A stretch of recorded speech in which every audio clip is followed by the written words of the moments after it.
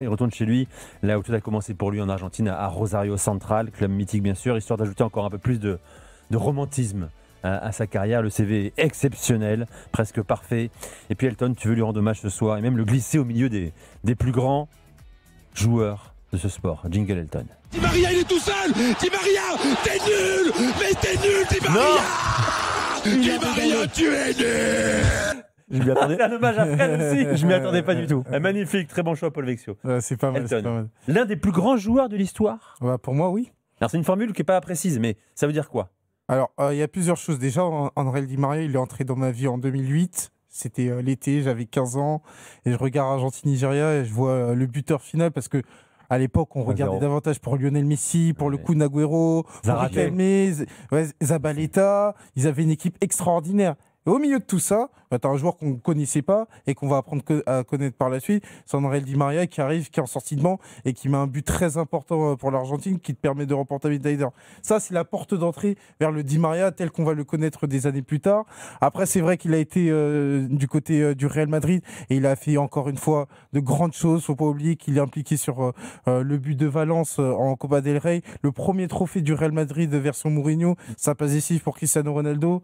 L'homme du match lors de la décima, parce que c'est quelque chose qui est pour moi est marquant, c'est que quand on parle d'André Di Maria, c'est les grands rendez-vous.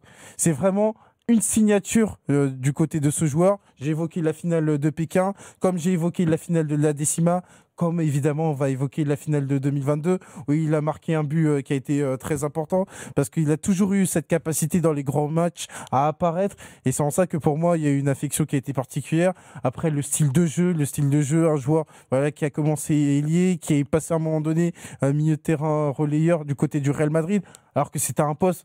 Moi, quand je vois ça, je me dis, mais c'est une idée qui est très risquée. Et il a réussi à s'adapter avec brio au point d'être homme du match. Et c'est ce que j'ai beaucoup aimé du côté d'André Di Maria, un jeu à risque, un jeu porté vers l'avant, mais aussi sur la personnalité. Et pour moi, la personnalité, tu peux pas comprendre l'histoire de Di Maria sans comprendre l'histoire d'un joueur qui a été très contesté. C'est-à-dire au Real Madrid, c'était pas forcément le joueur le plus quinquant, mais il a réussi à s'imposer.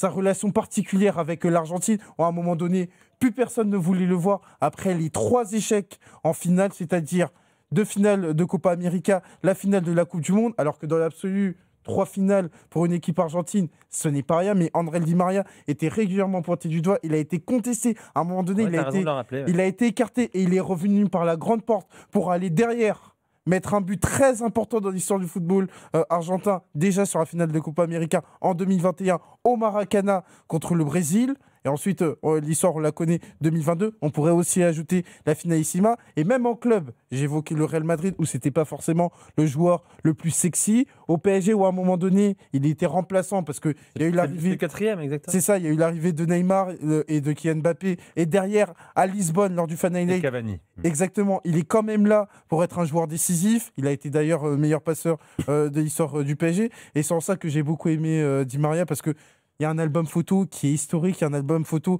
qui est incroyable. Moi, sincèrement, Nico, de tous les joueurs que j'ai vus, je le classe aisément dans mon top 10 des joueurs les plus importants de l'histoire du football mondial. Parce qu'il y a tellement de choses qui ont été importantes du côté de Di Maria, qu'au final, même la fin de sa carrière, elle est magnifique, parce qu'il y a des marchés qui sont extraordinaires financièrement. L'Arabie Saoudite, les États-Unis. Mais lui, il te raconte une histoire, c'est-à-dire, j'ai terminé ma mission, je vais du côté de Rosario. Sincèrement.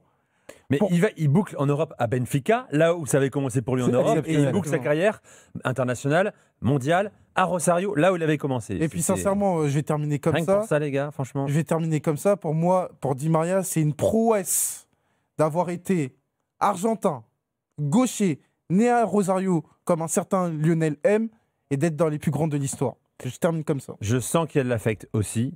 Ton top 20 histoire est contesté et contestable, évidemment. Top 10 même. Top 10 même. Top 10. Mais c'est ça qui est intéressant, c'est que tu mets aussi un rapport presque personnel quelque part au joueur. Tu parles d'émotion là en réalité, de celle que lui il t'a offert, et la narration de sa carrière aussi, c'est ça qui t'intéresse. Parce que en termes de talent, il n'est pas top 10 mondial. Ça, je pense que. Ah bah si. Alors moi, top 10 gaucher, effectivement, c'est une des plus belles pattes gauche de l'histoire. Mais top 10 mondial, Elton. Nico, moi ce qui m'intéresse, c'est qu'il a changé l'histoire récente de de clubs, sélection d'envergure. Je veux dire par là, le Real Madrid est la quête de la décima, l'Argentine est la malédiction depuis 1993. Et à chaque fois, il y a un dénominateur commun, c'est André Di Maria qui est homme du match sur la décima, homme du match sur la finale de la Copa América. Et je pourrais même rajouter le PSG où il lui a manqué un match.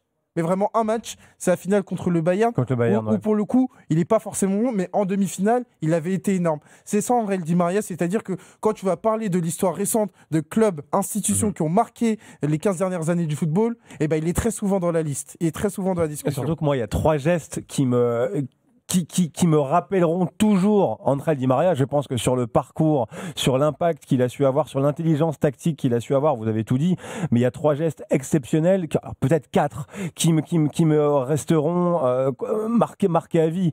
Il y a surtout cette capacité, vous vous souvenez ce petit lob de Di Maria que c'est parfaitement dosé. C'est son premier but contre le Nigeria. C'est absolument exceptionnel, et même dans les plus grands matchs, il y a la Rabona, la passe décisive, je crois qu'il y en a une pour Cristiano Ronaldo, ça, oui. et une pour Kylian Mbappé. Cette passe décisive exécutée à la perfection en coup du foulard. C'était pas du tout une sucrerie, c'était le jeu demandé, passe décisive en coup du foulard. Et lui, il a parfaitement exécuté. Et surtout, alors on le voit désormais, on le voit avec Lamine Yamal, on l'a vu avec Ricardo Quaresma, mais l'extérieur de Di Maria, je me suis refait 10 minutes de passe décisive. Il y a une compilation de 10 minutes de passe décisive de Di Maria, mais cette caresse de l'extérieur, être capable... C'est un artiste. C'est un vrai artiste. Moi, mon seul tout petit bémol, c'est Manchester United. Oui. C'est qu'il arrive à une époque dans l'ère d'amener de Manchester United, juste après le départ de Ferguson,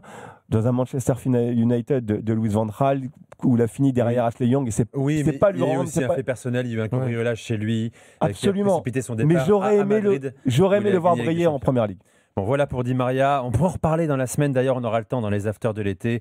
Ça va où vous le placez. Le débat, c'est où vous le placez dans l'ère QSI du PSG. Top 5 QSI PSG ou pas, on fera le débat. Et puis Nico, juste pour terminer, il était encore compétitif avec Benfica qui termine premier devant le Bayern. Une très bonne gestion de ces matchs. Et ça a été l'un des meilleurs joueurs du mondial des clubs. Et puis je pense que l'Argentine ne gagne pas la Coupe du Monde contre l'équipe de France 2022 sans Di Maria qui était blessé en plus.